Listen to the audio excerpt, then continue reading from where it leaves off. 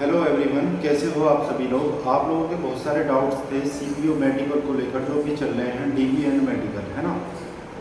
तो मैं आपको 15, 16 और 17 जो 3 दिन हुए हैं, 17 वालों को तो खैर अभी तक कंप्लीट नहीं हुआ, 15 और 16 वालों को कुछ बच्चों को कंप्लीट हो गया जो मेरी कांटेक्ट में है ना। तो मैं उनका रिव्यू दे के आपको बताऊँगा। मेरा एक दोस्त था, उसका था जोधपुर जो कंपोजिट हॉस्पिटल है, एक का अजमेर था और एक का सिलीगुड़ी में है और एक का यहाँ पे झड़ौदा कला जो है और एक का नोएडा था एसएसएफ वाले कैंप में। तो मेडिकल का देखो, आपको मैं पूरा का पूरा रिव्यू दूंगा स्टार्टिंग से लेके एंड तक, और वीडियो में आप लोग बने रहना। तो देखो, डरने वाली कोई बात है नहीं। सबसे पहले आपको सेंटर पे पहुंच जाना है। अब वो तो एसएससी ने नोटिस निकाल दिया है, अगर आपका सीजीएल एग्ज़ाम के साथ क्लैश कर रहा है तो आप वहाँ चेंज करा सकते हैं जाके आगे पीछे। लेकिन मैं आता हूँ मुद्दे की बात पे। सबसे पहले आप जाओगे वहाँ पे, आपका जो है डॉक्यूमेंट वेरिफिकेशन होना है। डॉक्यूमेंट में क्या क्या चाहिएगा? Aadhaar card, PAN card, driving licence, आपकी हाई स्कूल की मार्कशीट, इंटरमीडिएट की मार्कशीट और ग्रेजुएशन की मार्कशीट। अगर आप किसी कैटेगरी में हो तो क्रूशियल डेट से 1 साल पहले, मतलब क्रूशियल डेट से 1 साल पहले, अगर आप ईडब्ल्यूएस में हो, अगर ओबीसी में हो तो 3 साल पहले, और जनरल में हो तो उसके लिए तो ज़रूरी है ही नहीं, एससी एसटी का तो रहता ही है ना। तो आप इस चीज़ का ध्यान रखें। और जो उसके बाद आपका जब डीपी हो जाएगा, उसके बाद आपको पोस्ट प्रेफरेंस भरवाने के लिए दे देंगे। वो पोस्ट प्रेफरेंस जब आपकी भर जाएंगी, फिर आपको एक लाइन में बिठा के अलग कोई डॉक्टर होगा, ये मतलब 90 बच्चों को एक साथ बुला रहे हैं वो, और 5 डॉक्टर हैं, तो 18-18 के ग्रुप में आपको डिवाइड कर दिया जाएगा। फिर जो है आपका जो जोधपुर वाले उस पे सेंटर पे था, वहाँ क्या था, पहले आपको जो एक्सरे कराने के लिए ले जाएंगे, आपका यूरिन टेस्ट होगा वहाँ पे, और आपका ब्लड टेस्ट होगा। ये 3 टेस्ट कराने के लिए आपको बाहर ले जाएंगे किसी बस में बिठा के।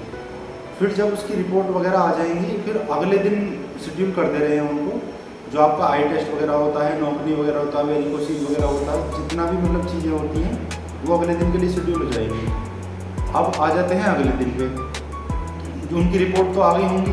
अब अगले दिन आपको फिर से वहीं पहुंच जाना है, फिर उसी ग्रुप में उसी डॉक्टर के साथ आपको अटैच कर दिया जाएगा। फिर एक एक करके बुलाएंगे वो, या ग्रुप में भी बुला सकते हैं, कहीं एक एक करके बुला रहे हैं कई ग्रुप्स में। सबसे पहले आपका होगा वहाँ पे वेट आपका जो एसएससी ने मानक दिया है उसके अकॉर्डिंग आपको वेट देखना है और उसके अंदर ही रहना है। बहुत सारे बच्चे जो है वेट में डिस्क्वालीफाई हो रहे हैं, तो अपना वेट मेंटेन करके चलो भाई, ठीक है। जिनका भी आगे की भी शिफ्ट में है, और जिस भाई का था वो अभी आया नहीं है, रास्ते में है, वरना मैं उसी से इंटरव्यू कराता, ठीक है, कोई बात नहीं। अब जब आपका वेट हो गया, उसके बाद जाएंगे आप लाइन में खड़े हो जाएंगे सभी के सभी, आपको थोड़ा सा जंप करवाएंगे, सभी जंप करो पैरों पे। फिर आपके नॉकनीज चेक होंगे, आपके हाथ चेक होंगे, हाथ में कहीं बेंड तो नहीं है, उंगली ऐसे करके दिखाते हैं, ऐसे करके, हाथ में ट्रैम्पलिंग तो नहीं है, इस तरीके से करके मतलब ऐसे करवा देंगे। और पैरों में देखेंगे गैप कितना है, गैप नहीं होना चाहिए, नॉकनीज में भी पॉइंट नहीं बनना चाहिए आपको, मतलब पॉइंट कहीं भी नहीं होना चाहिए। फिर कोई डॉक्टर क्या कर रहा है जोधपुर वाले सेंटर पे, अजमेर वाला तो सिंपल था, यहाँ वाला भी सिंपल था, और मतलब सिंपल हर जगह है, डॉक्टर के ऊपर डिपेंड करता है। मेन चीज़ ये है, 5-6 डॉक्टर हैं, 5-6 डॉक्टर में से कौन सा स्ट्रिक्ट है, कौन सा वो है, कह नहीं सकते, ठीक है। फिर उसके बाद आपके जो कान हैं उनको देखेंगे, और फिर आप आ जाएंगे आई टेस्ट वाले, उसमें आई चार्ट पढ़ाएंगे। आई चार्ट लगा होता है हिंदी में भी इंग्लिश में भी, और डॉक्टर के ऊपर डिपेंड करता है किस डॉक्टर पे इंग्लिश में आ रहा है, किस डॉक्टर पे हिंदी में, तो ठीक है। ये हो गया। जब आपका आई टेस्ट हो जाएगा, किसी बच्चे को जैसे डाउट है ना, उसमें ये नॉकनीज होते हैं ना, नॉकनी मतलब घुटने मिलना, उसमें डाउट है तो वो लेटा के भी चेक कर ले रहे हैं। और लेटा के अगर आपने, जैसे आप खड़े हो, खड़े में तो आप टांगों को सीधी कर सकते हो, खींच सकते हो, लेट के नहीं कर सकते, तो वो चीज़ ध्यान रखनी है।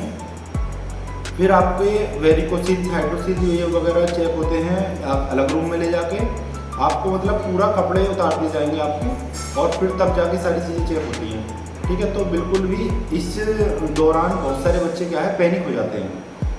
पैनिक आपको बिल्कुल भी नहीं होना है। बहुत सारे बच्चों का जब बीपी ना चेक कर रहे थे ना, बीपी के टाइम पे आप लोग पैनिक हो जा रहे हैं, आपका बीपी बढ़ जा रहा है, तो ये सब नहीं करना है, एकदम सिंपल रहना है। खैर मैं अपना मेडिकल एक्सपीरियंस बताऊँ, सिंपल नहीं रहा जाता है, कहने की बात है। उस टाइम पे पैनिक होता ही है अंदर से, मतलब एक डरा हुआ महसूस करते ही हैं। मैं जब मेडिकल हुआ था, मैं ऑलरेडी जॉब में था, फिर भी उसके बाद भी मैं डर रहा था। तो देखो, कोशिश करो उस चीज़ को, बहुत लाइटली लेना है उसको, और आप बिल्कुल भी बीपी हाई नहीं होगा, है ना। फिर बहुत सारे बच्चों को जब ये सब चीज़ हो गई, फिर आपको बैठाने के, लेकिन आपके अंदर पेशेंस बहुत होना चाहिए, क्योंकि चीज़ें ना हर सेंटर में बहुत स्लो होंगी, बहुत ज़्यादा। आपको मतलब पेशेंस इतना रखना है कि वो 2 से 3 दिन तो लेंगे ही लेंगे, ठीक है। कहीं कहीं 1 दिन में भी कर दे रहे हैं, जैसे SSF वाला नोएडा वाला कैंप है, यहाँ पर 1 दिन में हो गया कुछ बच्चों का, कुछ बच्चों के लिए अगले दिन रिशेड्यूल कर दिया है। अब DB एक साथ होता है ना, तो 1 दिन में तो हो ही नहीं पा रही हैं चीज़ें। फिर जिस बच्चों को पॉइंट मिला है, अब उनकी बात करते हैं। पॉइंट दे रहे हैं वो, कोई डॉक्टर बिल्कुल नाक को भी ऐसे देख रहा है, नाक की कहीं हड्डी टेढ़ी है, कुछ टेढ़ी है, किसी की इसमें चेस्ट में दिक्कत है, एक्सरे में भी दिक्कत है, यूरिन में दिक्कत है, उसको पॉइंट दे रहे हैं, BP में दिक्कत है, उसको पॉइंट दे रहे हैं, हीमोग्लोबिन के ऊपर पॉइंट दे रहे हैं।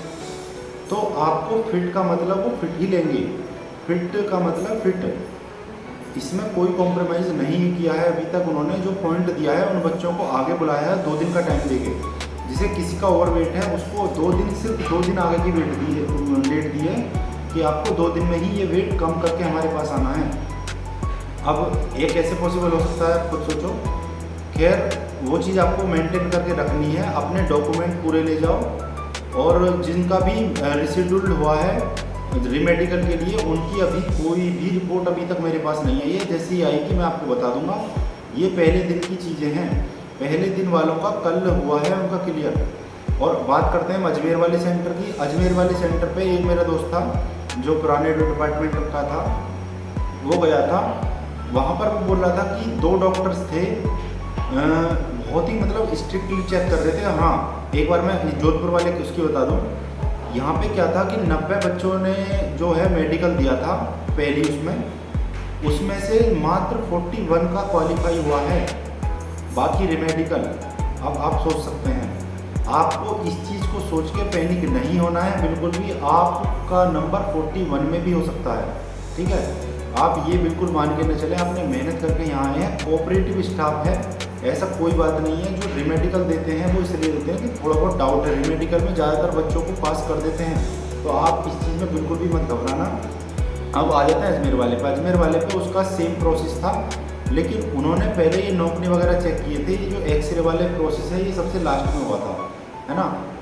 और जो डॉक्यूमेंट वेरिफिकेशन है वहाँ काफ़ी मतलब सही से हो रहा था, एक एक चीज़ को चेक कर रहे थे। फिर दूसरा बंदा भी था, 2 बंदे एक ही बच्चे के उसको चेक कर रहे थे, कहीं भी मिस्टेक ना हो पाए।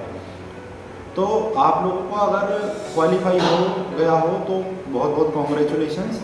अगर आपका नहीं हुआ, रेमेडिकल दे दिया है, तो उसमें भी घबराए ना। रेमेडिकल में जैसे आप जब भी आपकी डेट दी है उसमें आप पहुँचे आराम से।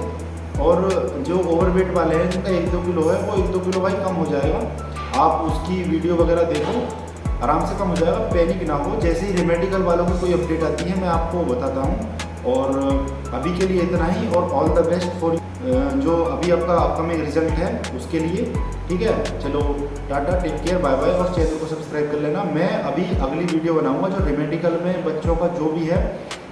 आप ये सोच रहे हो कि बहुत सारे बच्चे ग्रुप्स में जवाब नहीं दे रहे, ये सब भाई वहाँ पैनिक ही इतना हो जा रहे हैं बच्चे, पास होने के बाद या फेल होने के बाद आपको लग रहा होगा ग्रुप में जवाब ही नहीं दे रहे वो लोग। जवाब कहाँ से दें भाई, आप खुद सोचो, उनकी जगह पर आप खुद होते, क्या आप इस कंडीशन में होते? नहीं होते, बिल्कुल भी नहीं होते यार। अपना आगे का शेड्यूल देखना होता है। खैर कोई बात नहीं, आपको मैं अप टू डेट करता रहूँगा। मेरे कई दोस्त हैं वहाँ पर भी जानकार, जिनका मेडिकल अभी चल रहा है। और यह नोएडा वाला को तो मैं बता सकता हूँ, यहाँ पर बहुत स्मूथली चल रहा है, ऐसी कोई भी दिक्कत नहीं। वो डॉक्टर के ऊपर डिपेंड करता है। जोधपुर में भी एक डॉक्टर है, शायद नॉर्थ ईस्ट का है कोई, वो उनका रिजल्ट काफ़ी अच्छा है। वो मतलब ज़्यादातर बच्चों को पास कर दे रहे हैं। 18 में से सिर्फ 4 बच्चों को दिया था रिमेडिकल। ऐसी कोई बात नहीं है, आप बिल्कुल भी पैनिक ना हो। मेन चीज़ ये है पैनिक, आप वहाँ जाकर पैनिक हो जा रहे हो, आपका ट्रेवलिंग हो जा रही है, आप काम काँपने लग जा रहे हो, तो वो सब चीज़ें नहीं करनी है। पॉइंट बच जाएगा खाम खाई।